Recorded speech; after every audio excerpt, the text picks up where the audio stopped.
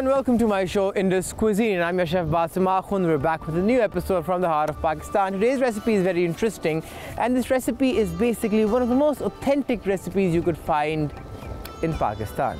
This recipe's name is Mirchon Wali Murghi.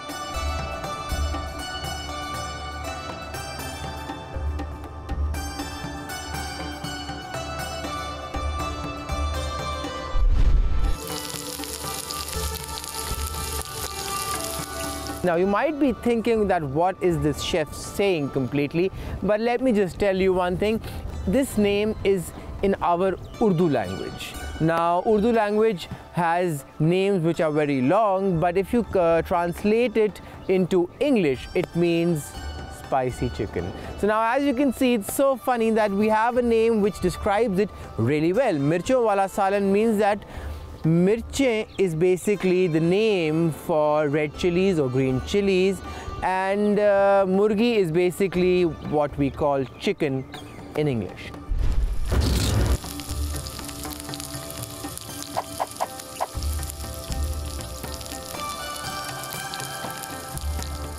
So today's recipe is very easy. What are the ingredients? Let me tell you. For this recipe, we'll be using chicken around 1 kg, but that 1 kg chicken should only comprise of the chicken legs and the chicken thigh pieces. Apart from that, we'll be using around 2 pieces of capsicum, we'll be using around 2 onions, we'll be using a little bit of coriander, then we'll be using some green chili. These are the vegetables that we're using. Then you need some ginger, some garlic, which we shall finally shred for this recipe. Then you'll require some oil, around 1 cup. You need some cumin, you need some black pepper, you need some black cardamom, you need some red chili powder, also known as Kashmiri red chili powder.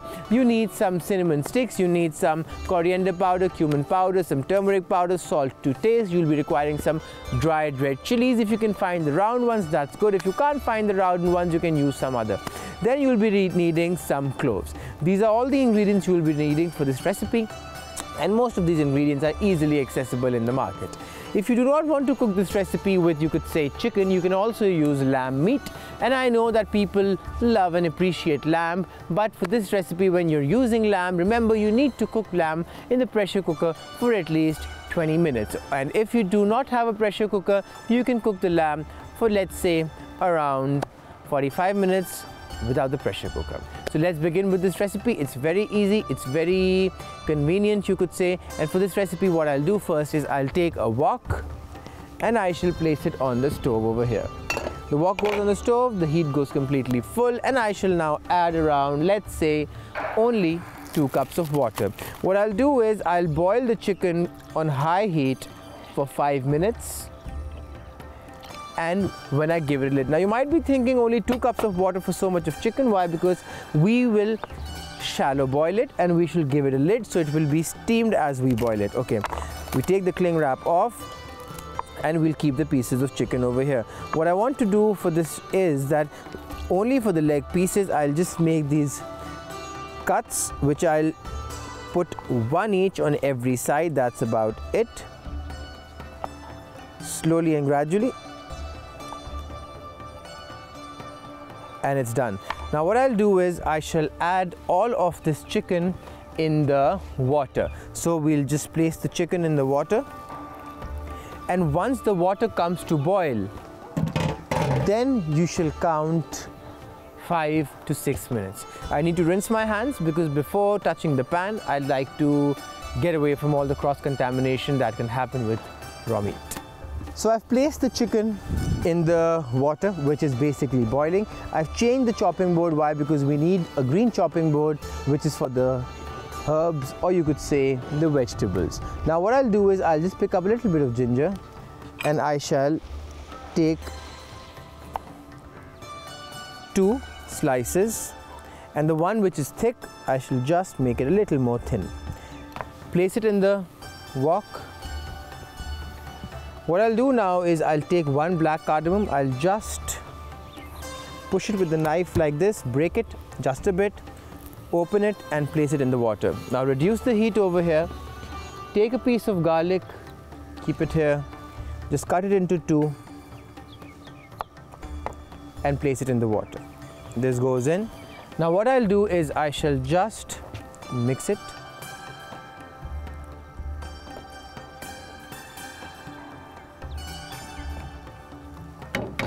and place a lid on top of it. Now, as you could see, the water had come to boil. I shall just reduce the heat to medium high. This is like extremely high. You always need to remember one thing, that whenever you're cooking, the flame should not go over the pan or over the wok. Why? Because that will burn your food. So now let this cook for 5 minutes, and now what we'll do is we shall prepare all the other things that are needed for this recipe. So firstly, what we need is we need some shredded ginger and shredded garlic. For this recipe, the ginger will be shredded, you could say, in a thicker way. So just slowly shred it. Keep an eye on the chicken also, and if you see that it's coming out, reduce the heat a little bit. And it's a little windy today in Islamabad, and as you know, we shoot everything outdoors, so you need to control the heat at times when the wind is blowing super fast.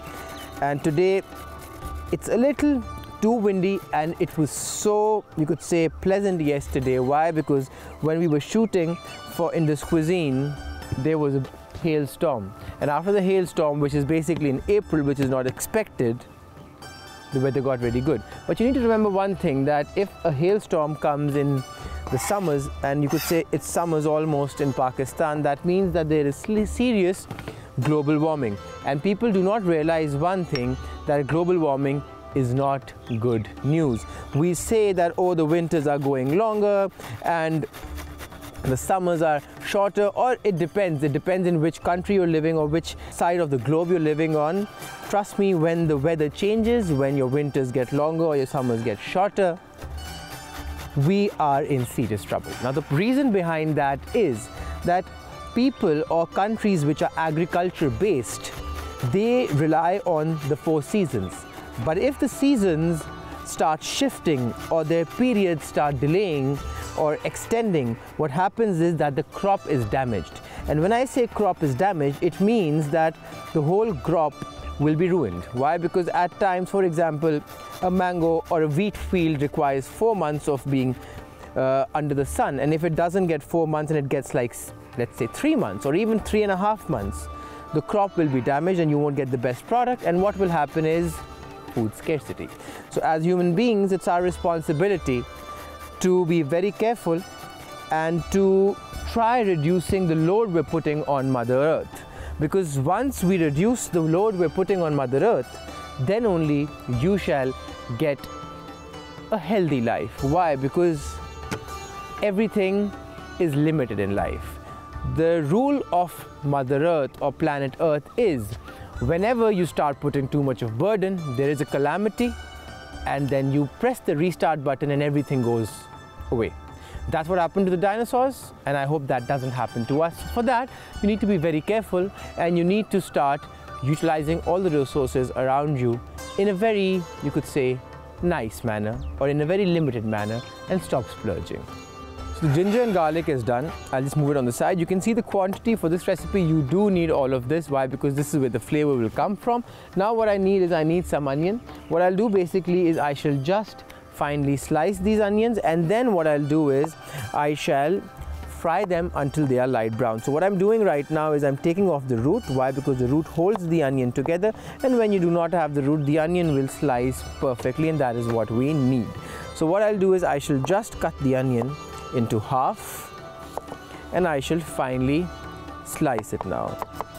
Keep your hand super close, turn around. Remember, whenever all the slices are equal of the onion, then only you will get the perfect texture. Why? Because if the slices aren't perfectly aligned, or you could say perfectly thin, what will happen eventually is that your recipe will suffer a lot, and that is one thing which I believe shouldn't happen. Okay, now this is done. What I'll do now is I'll pick up a frying pan, I'll place it here, increase the heat to full, and I shall start frying the onions. Just open the cling wrap. I prefer putting a cling wrap on top. Why? In the open air, you never know what falls from the tree behind you, or which bird just comes and takes its happy place over your cooking set. Okay, so just add all of the oil.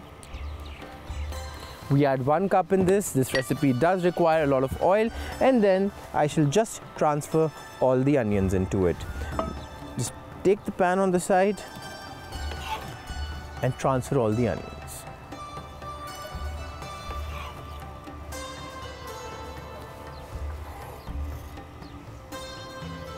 This is done. Now what I'll do is I shall add around a 1/4 teaspoon of salt on the onions so that they start sweating. Now this is done. I shall just pick up this and I'll just mix the onions in the room temperature oil which has just hit the pan. The salt is nicely mixed, which I require for this recipe, and now we go on with the lid.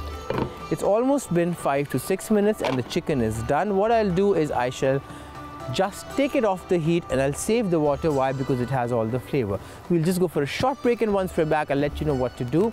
Don't go anywhere, keep watching Indus Cuisine.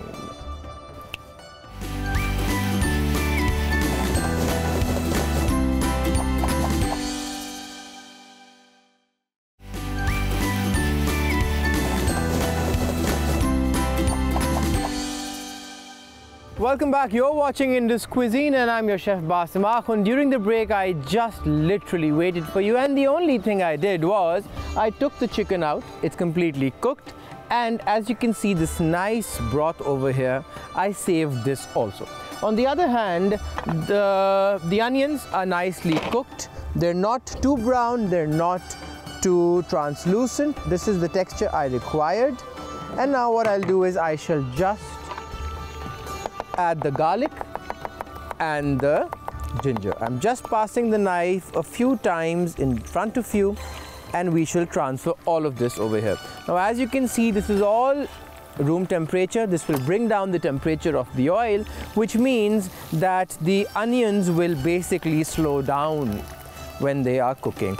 Mix it up properly. Why? Because I want the ginger and garlic to get oil individually. As you know, they're in strands, they're not sticking to each other. Now reduce the heat to low, and that's about it. Let the onion, let the ginger garlic cook together, and let the oil get infused properly with all the flavor. Now this is done. So now what do you need? You need a few other things. For that, first what I'll do is I shall just take the stems out of the green chilies and keep them on the side. This is done. Pick this up and throw it in the bin. Okay, now just finely slice it.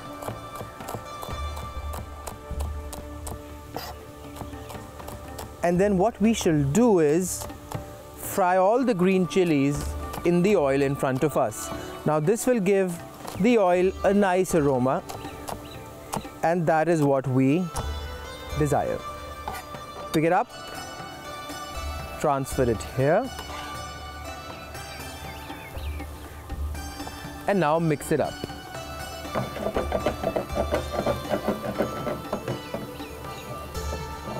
Let's mix it nicely, slowly.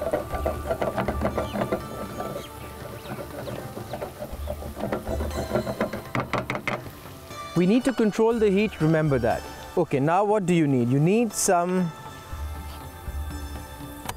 black cardamom, which I'm breaking in front of you, and then we shall transfer it over here. I want the cardamom to fry nicely so that it releases flavor in the oil.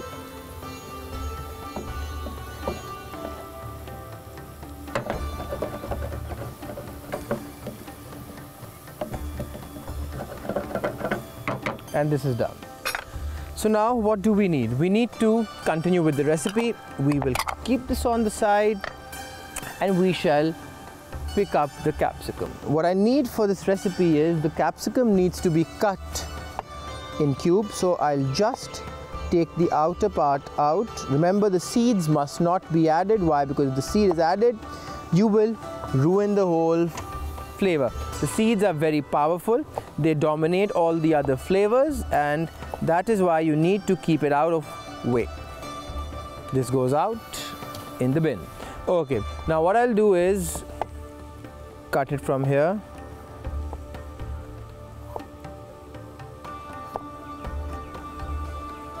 slowly.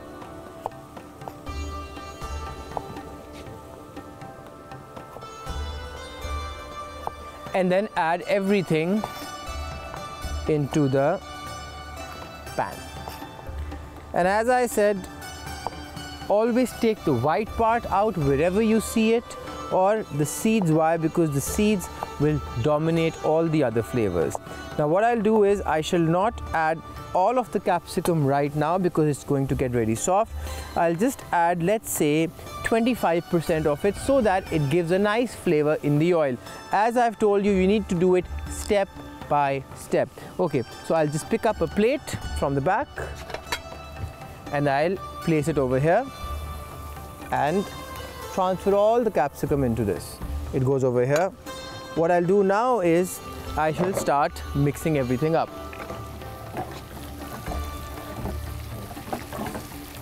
This is done. Now the chicken goes in.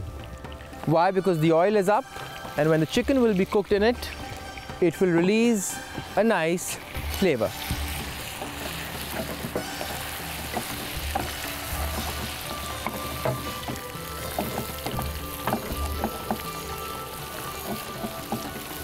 This is done.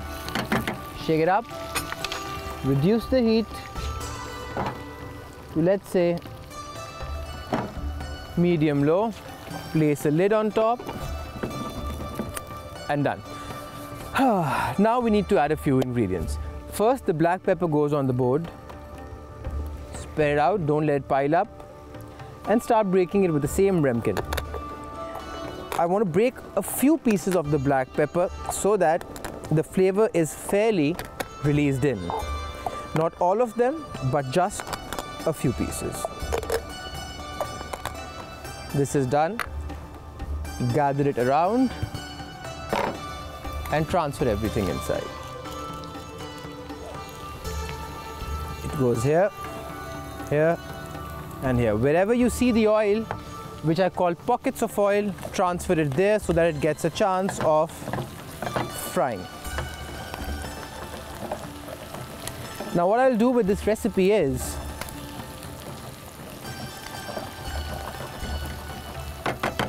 I shall convert it into a little gravy-like texture, you could say. Okay, first the red chili goes in, add it where the oil is. Then the cumin powder goes in, add it where the oil is, and let both of these things fry. Why? Because when they fry before mixing, they will give out a nice flavor and it will get stronger in aroma. This is what Pakistani cooking is about. Give it, let's say, 30 seconds. On the other hand, I'll take dried red chilies. I'll keep it over here and I shall individually chop it. Remember always to wash your hands once you're done with the chilies.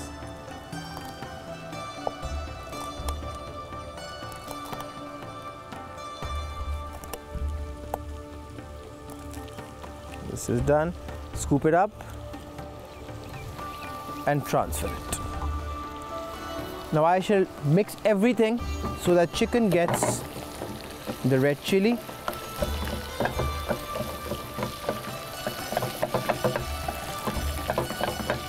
and here we go.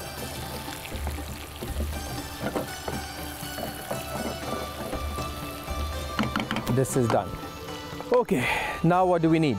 We need some salt, let's say around half a teaspoon. I'll spread it out. And this is done. Because the chicken is with bone, I'm folding it rather than flipping it in the pan.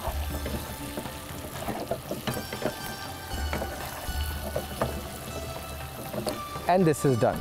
Now I'll just clean up a bit and then I'll let you know what to do next. So now everything is done. But before that, let's get some coriander going. Okay, we need some coriander sticks. I've taken out most of the part, so what I'll do is I'll just take another half an inch away from the roots, and we need to add only the sticks. So let's say around 2 tablespoons. Pick this up place it back over here, and now keep passing your knife through it. It needs to be really, really finely chopped, remember that. Why? Because it is empowering, and I want that the flavor should not be pressed by the coriander sticks. So the thinner it is, the less likely it is to come in bigger portions in your mouth. So we add it over here and we let everything fry. Mix it up.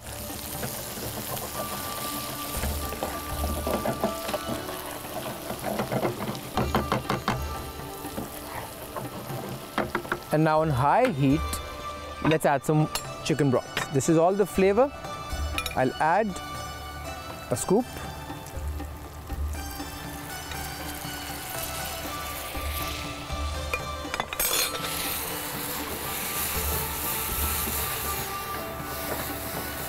Mix it up properly. And now reduce the heat to medium. Now we shall add some cumin seeds, some turmeric powder, and some coriander powder. This goes in, the rest goes on the side, and I'll wash my hands so that I can take all the spice off and I can cook again peacefully. Everything's mixed fairly, and now we shall start ending the recipe. Okay, so now what do you need? You need to add a few sticks of cinnamon, some cloves, just a few, not too much. Whatever is used goes at the back, and then we shall add 2 tablespoons of chaat masala.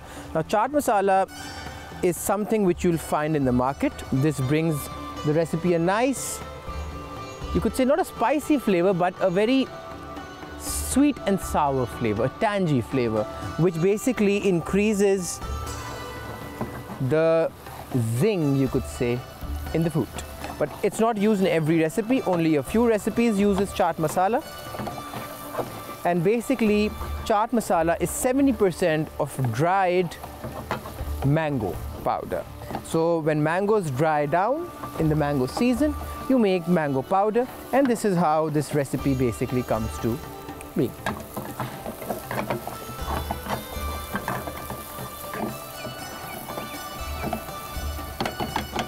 This is done. Now what I'll do is I'll add a little more pieces of capsicum, shift this at the back, increase the heat to full, and let's start adding the broth.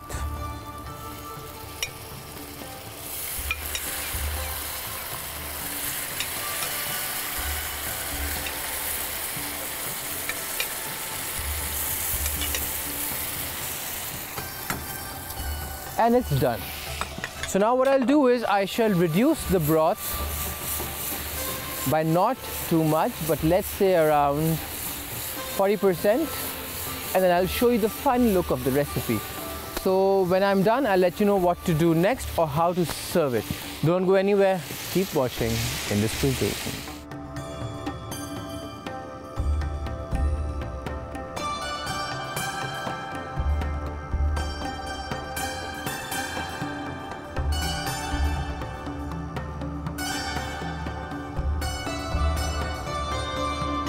As you can see, today's recipe is ready. It was a very delicious recipe. I've just served for 3 people right now, but this recipe can easily accommodate 5 people. This can be eaten with rice or naan bread, and it is very easy to make at home. If you want to just keep it in the fried version, when I was adding the broth, do not add the broth, or if you do, just let it evaporate. So today's recipe is done. I'll see you in another episode of Indus Cuisine. Take care of yourself, lovely people.